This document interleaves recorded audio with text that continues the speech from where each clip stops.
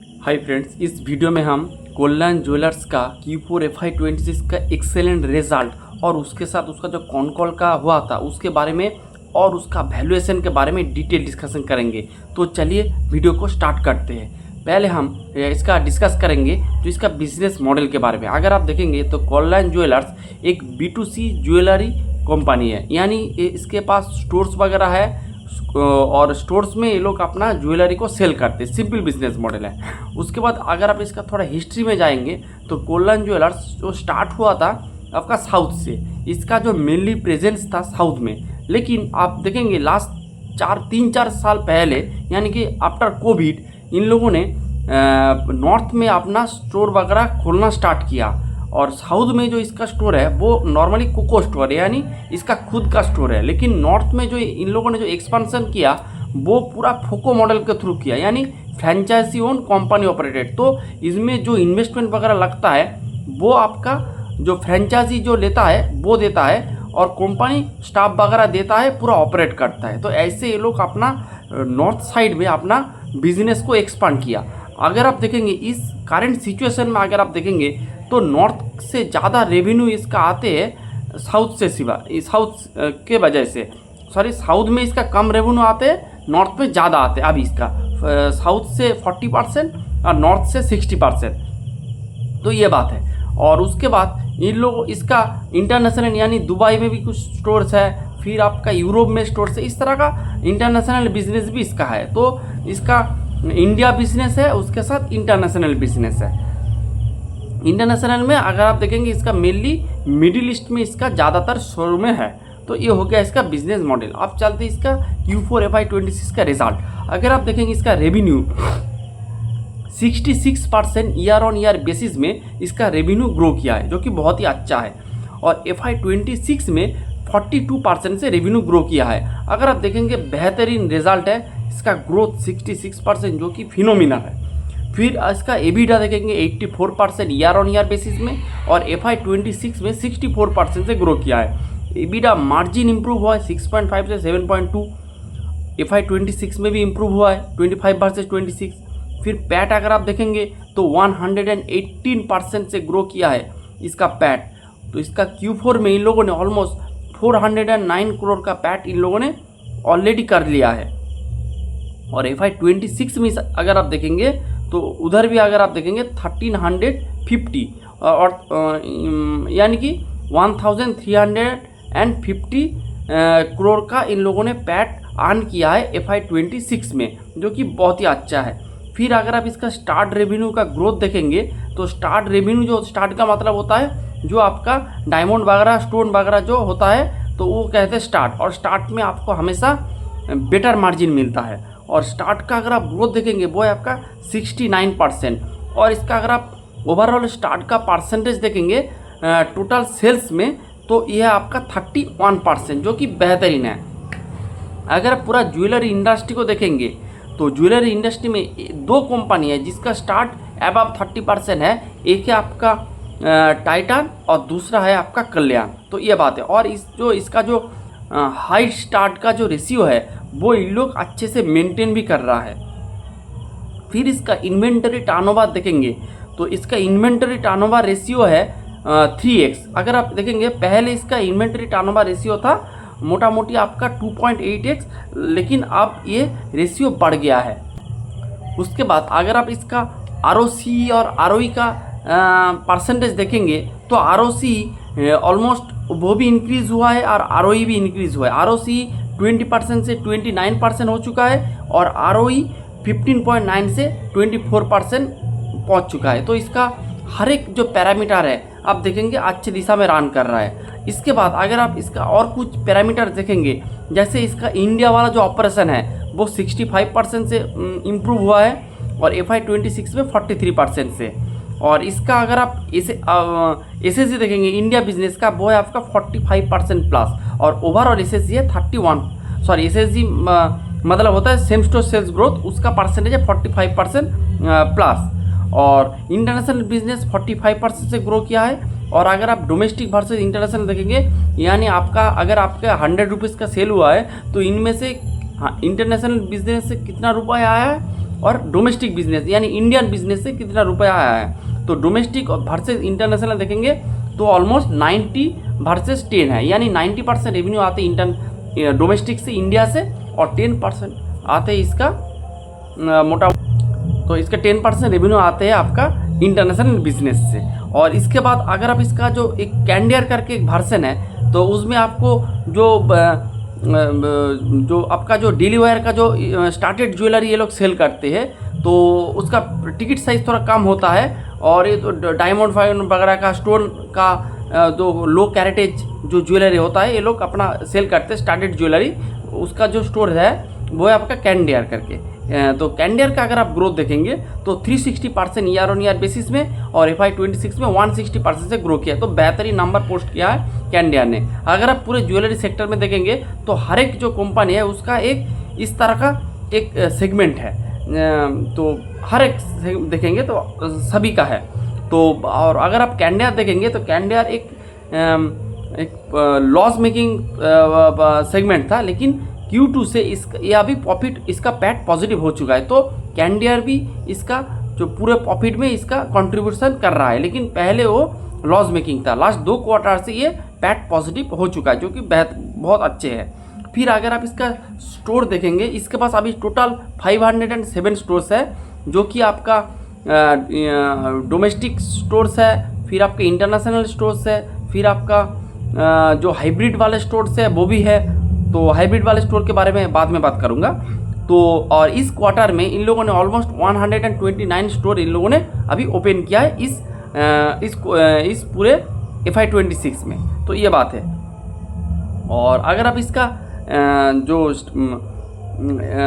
South versus non south देखेंगे तो इसका टोटल रेवेन्यू का 40% आते हैं नॉन साउथ से और 60% नॉन साउथ से। तो अभी अगर आप देखेंगे अभी जो इसका कंट्रीब्यूशन है वो साउथ के सिवा आपको साउथ को छोड़ के वो नॉन साउथ से ज़्यादा आ रहा है, तो ये बात है। तो ये हो गया आपका मोटा मोटी रिजल्ट। आप चलते इसका पूरा कॉन कॉल में अगर आप देखेंगे तो मैनेजमेंट ने बताया कि इसका जो कैंडियर का जो स्टोर्स है वो बहुत अच्छे लेवल से रन कर रहा है, और कैंडियर अभी पैट पॉजिटिव भी हो चुका है लास्ट 2 क्वार्टर से। और मैनेजमेंट ने कहा है कैंडियर बहुत तगड़ा रेट से ग्रो कर रहा है, और ये लोग कैंडियर का स्टोर मिडिल ईस्ट में भी ओपन करेंगे।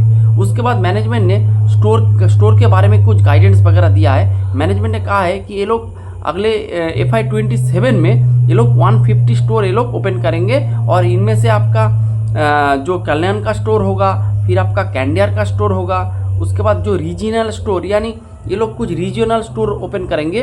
जो रीजन में जो ज्वेलरी फेमस है उस फेमस ज्वेलरी के ऊपर ये लोग एक रीजनल ज्वेलरी का एक कॉन्सेप्ट लेके आ रहा है, और उसका स्टोर मैनेजमेंट ने कहा था 5 से 10 स्टोर ये लोग ओपन करेंगे FY27 में। तो ये स्टोर भी ओपन होगा आपका FY27 में। उसके बाद मैनेजमेंट ने कहा है जो डिमांड वगैरह है, तो डिमांड मैनेजमेंट के हिसाब से बहुत ही तगड़ा डिमांड है।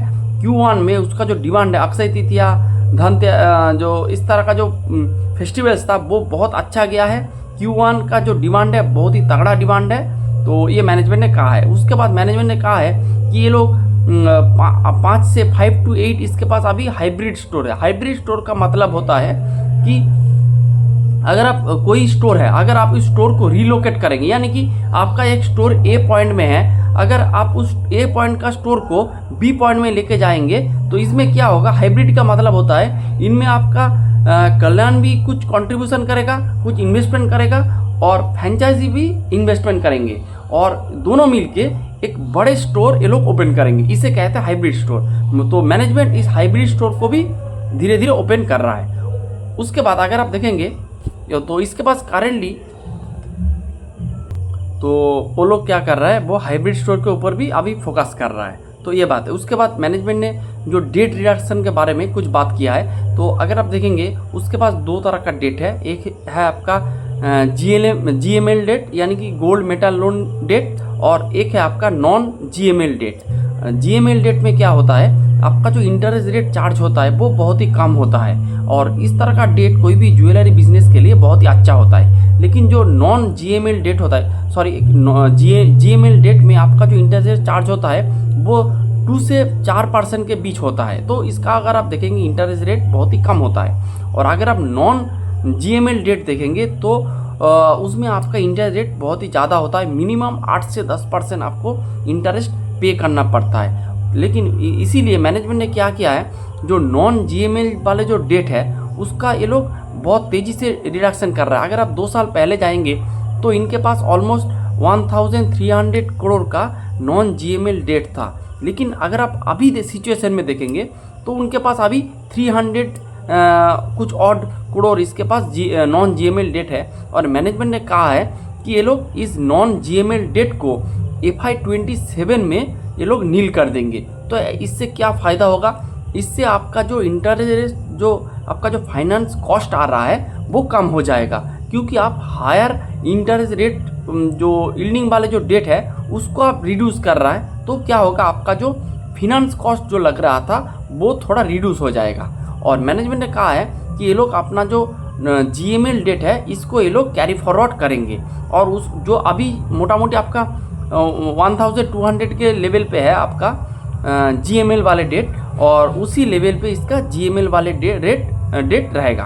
तो ये बात है। और अगर आपका फिनांस कॉस्ट कम हो जाएगा तो आपका मार्जिन भी इम्प्रूव होगा, क्योंकि आपका जो कम इंटरेस्ट रेट चार्ज पे करना पड़ रहा है तो आपको इसका बेनिफिट भी मिलेगा पूरा आपका मार्जिन में। अगर आप देखेंगे लास्ट 2 क्वार्टर से अगर आप देखेंगे जब से ये लोग अपना नॉन GML वाले डेट को रिड्यूस करना स्टार्ट किया है तो इसका मार्जिन भी इम्प्रूव हुआ है। इस क्वार्टर में अगर आप देखेंगे इसका मार्जिन जो EBITDA मार्जिन, पैड मार्जिन, ग्रॉस मार्जिन, हर एक पैरामीटर में अगर आप देखेंगे इम्प्रूव हुआ है। तो ये बात है।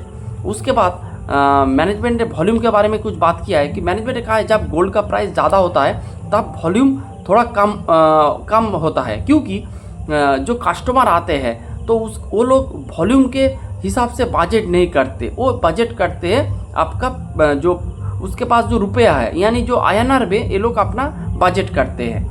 तो ऐसे ही। और उसके बाद अब क्या हो रहा है, जो पहले 4 कैरेट का ज्वेलरी होता, 22 कैरेट का, फिर अब ये तो 18 कैरेट, फिर 14 कैरेट के ज्वेलरी जो बिक रहा है, उसके बाद स्टार्टेड ज्वेलरी बिक रहा है। तो मैनेजमेंट ने कहा है जब गोल्ड का प्राइस ज़्यादा होता है तब आपका वॉल्यूम कम सेल होता है, जब गोल्ड का प्राइस कम हो जाते हैं तब आपका वॉल्यूम ज़्यादा सेल होता है, और जब गोल्ड का प्राइस ज़्यादा होता है तब आपका स्टार्टेड ज्वेलरी का परसेंटेज आप देखेंगे थोड़ा ज़्यादा होता है। तो ये आप देख सकते हैं। और उसके साथ मैनेजमेंट ने SSG के बारे में बात किया है। तो मैनेजमेंट ने कहा है अभी जो SSG है वो थोड़ा बहुत ही अच्छा है, तगड़ा SSG है, क्योंकि आपका गोल्ड प्राइस हाई होने के वजह से है। लेकिन मैनेजमेंट ने कहा है अगले 3 से 5 साल में ये लोग मोटा मोटी 10% का SSG ये लोग टारगेट कर रहा है। अगर 10% इससे ज़्यादा हो गए तो बहुत अच्छा होंगे, लेकिन इसका कंजर्वेटिव जो टारगेट है वो है आपका 10%। तो ये हो गया मोटा मोटी पूरा कॉल का डिस्कशन। उसके बाद मैनेजमेंट ने जो उसके बाद थोड़ा वैल्यूएशन करते हैं। अगर आप इस क्वार्टर का अगर आप रिजल्ट देखेंगे तो इसका मोटा मोटी ये लोगों ने ऑलमोस्ट 1350 रुपीज़ का 50 करोड़ का प्रॉफिट किया है। तो अगर आप इसके ऊपर 30 से 40% ग्रो करेंगे पैट को तो मोटा मोटी 1800 करोड़ का पैट वो लोग ईजिली कर लेंगे। अभी इसका करंट जो मार्केट कैप है 43,000 करोड़ है। तो इसका जो फॉरवर्ड पी आ रहा है तो 30 का आ रहा है। और मैनेजमेंट ने कोई रेवेन्यू ग्रोथ का गाइडेंस मैनेजमेंट नहीं देता है, लेकिन मैनेजमेंट ने कहा, मैनेजमेंट जो देखता है इसको, ये मोटा मोटी 30% से ग्रो करने वाला एक कंपनी है। तो अगर आप इसका 30% का ग्रोथ उसके साथ पी आपका आ रहा है 30, यानी जो पेग रेशियो है वो 1 है, तो मेरे हिसाब से बहुत अच्छा बेट है। और आपको इस तरह का जो कंपनी जो अच्छे लेवल पे परफॉर्म कर रहा है, तो इस तरह का कंपनी अगर आपको एक के पेग में मिल जाए तो मेरे हिसाब से डील बहुत ही अच्छा है। आप इस बिज़नेस को बहुत अच्छे से ट्रैक कर सकते हैं। और यही था मोटा मोटी बात, तो कोई रिकमेंडेशन नहीं है। Hope you like the video and thanks for watching the video.